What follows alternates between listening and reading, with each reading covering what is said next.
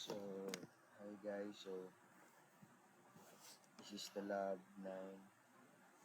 So, first is mag-8 taog database. And, so, ang database name is wdb.php.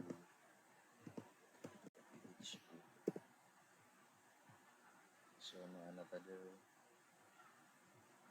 So, next is mag-8 tag student table.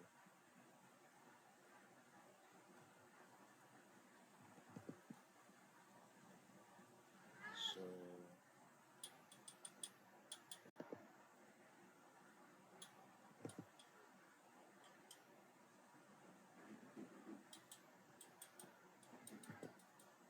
magta sa SQL.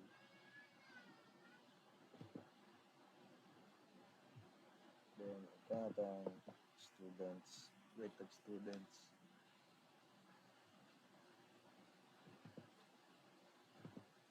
Then, pag-go na ito na, okay, tatawag table.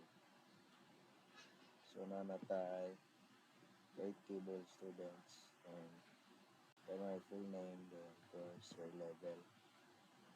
So, next is, mag-insert tao,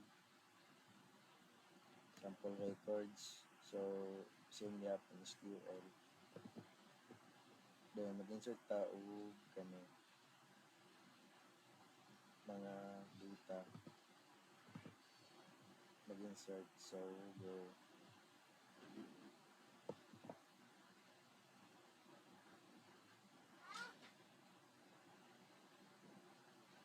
So, students. So, nanatay, tulo ka students. So, next ano is, mapunta sa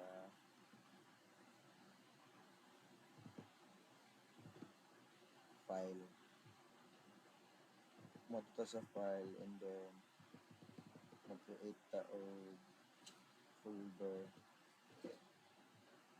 sa htdocs.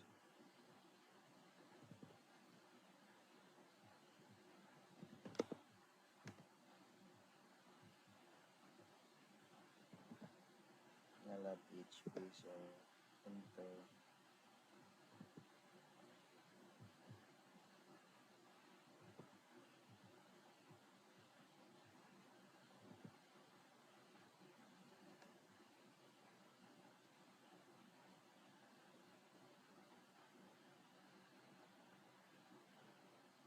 So, sunod ani magbuta mo tayo.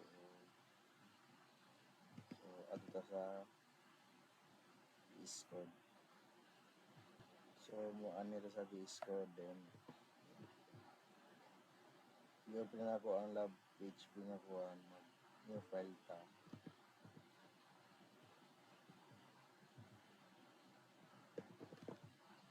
So, new file. Wait ta db connect.php. So, masulod ni sa lab PHP din ang file ta.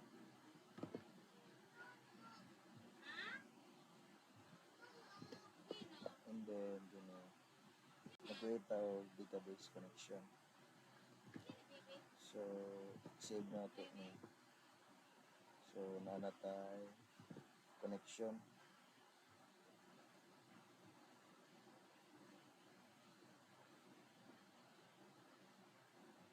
So, mag-create na po tayo file. Pangalan na ito of grade student PHP.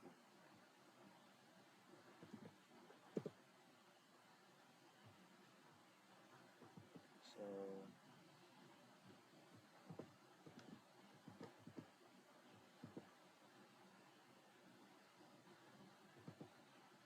save na ito ni. And then, maganapunta sa browser. Iparan na ito.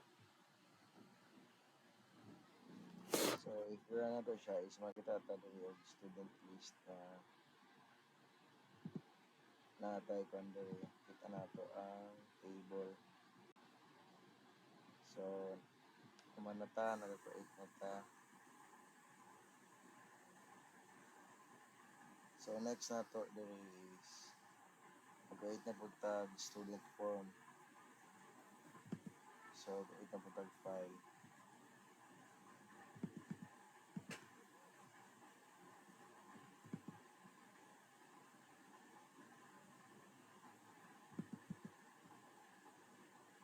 Ang file name na to is addstudent.php. So, create file. Then, punapunta sa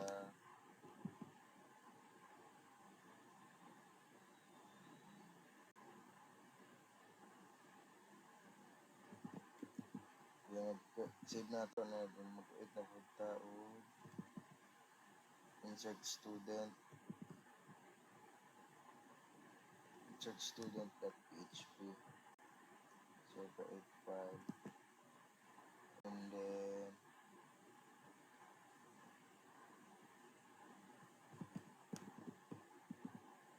so, save na to ni na full name, course, your level. So, ipakanap na to sa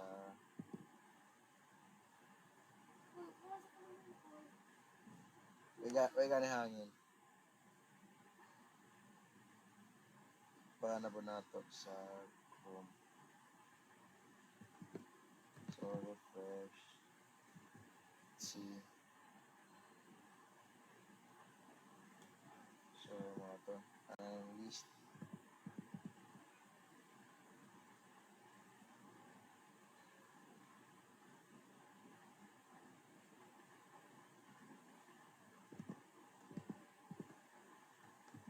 So, ano, maka-add na po tag student. So, mag-add tao using course. This ay third Geo. So, i-add na to. So, check na to the students. So, as you can see, na-add na doon.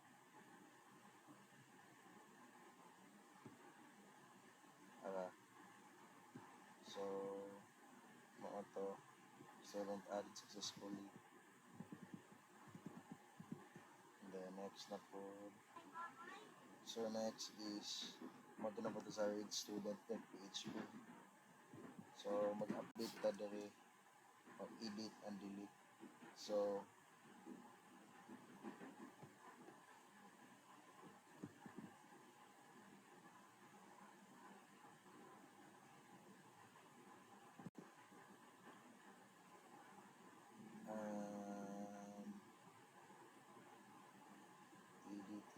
td.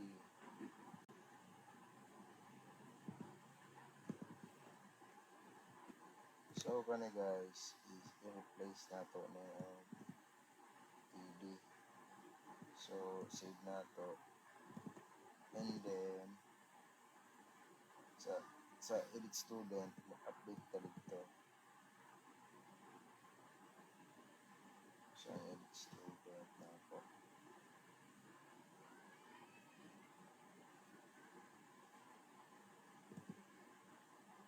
Mag-create na po itong file. Edit student. So, create file. Edit student.php. And create then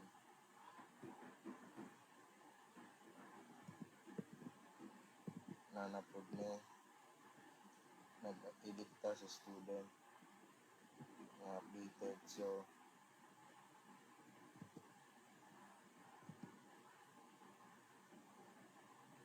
next is mag-create na po tag update student PHP. And then, code na po tag and then, mag-create na po ta o delete student PHP.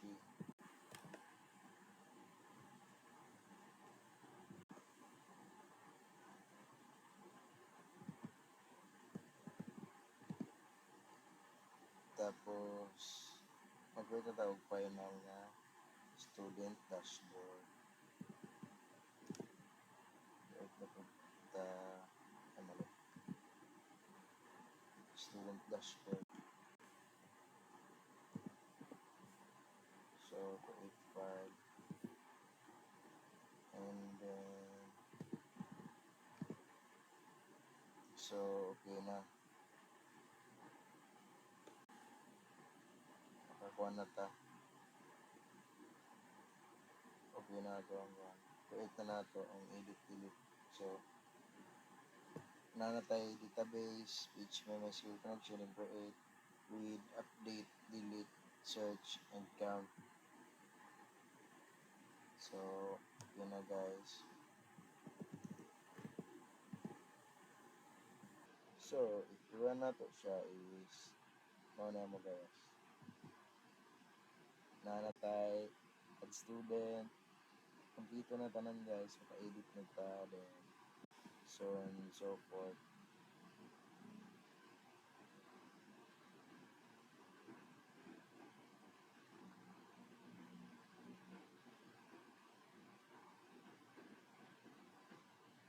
So,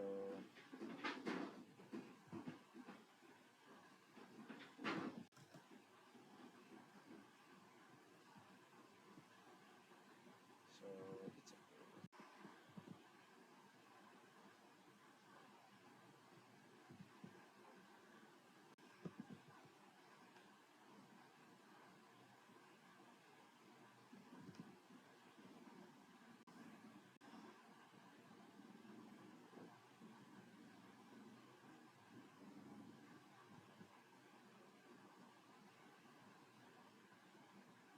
So, mauna to, thank you.